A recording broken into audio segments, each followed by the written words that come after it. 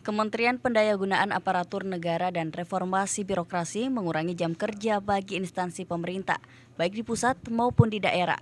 Pengurangan jam kerja tersebut berlaku pada aparatur sipil negara atau pegawai negeri sipil, TNI dan Polri selama bulan Ramadan 1439 Hijriah yang tertuang dalam Surat Edaran Menteri PAN RB nomor 336 tahun 2018. Pengurangan jam kerja ini tentunya dikhawatirkan dapat mempengaruhi dan menurunkan kualitas pelayanan bagi masyarakat.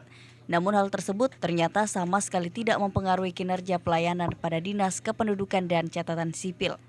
Saat ditemui pada Rabu 23 Mei 2018 di kantor Disdukcapil Kota Makassar, Kepala Dinas Disdukcapil Kota Makassar Nilma Palamba mengatakan, pada awal Ramadan tingkat antusias masyarakat untuk pengurusan data kependudukan terpantau menurun. Namun menjelang minggu kedua Ramadan ini masyarakat mulai kembali memadati kantor Disdukcapil. Nilma menambahkan adanya pengurangan jam kerja ini tidak mempengaruhi kinerja pelayanan Disdukcapil Makassar. Pegawai tetap melakukan pelayanan seperti hari biasa. Bahkan pegawai tetap melayani hingga lewat pukul 3 sore atau jam pulang selama Ramadan apabila masih terdapat masyarakat yang mengantri untuk pengurusan dokumen. Tidak terlalu berpengaruh, karena masyarakat kebutuhannya kan tidak terpengaruh dengan urusannya, maksudnya urusan layanan publik tidak ngaruh terhadap suasana puasa ya.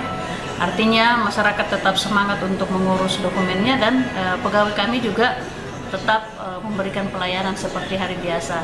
Walaupun memang ada batasan waktu, kadang juga mereka tetap melayani sampai lewat dari jam 3. Untuk itu masyarakat dihimbau agar tidak menunda untuk mengurus atau melengkapi data kependudukan di bulan Ramadan. Sebab meskipun terjadi pengurangan jam kerja, Disdukcapil Kota Makassar tetap berusaha maksimal untuk melayani masyarakat di bulan Ramadan ini. Maharani Yasser, Fajar TV dan Fajar Radio melaporkan.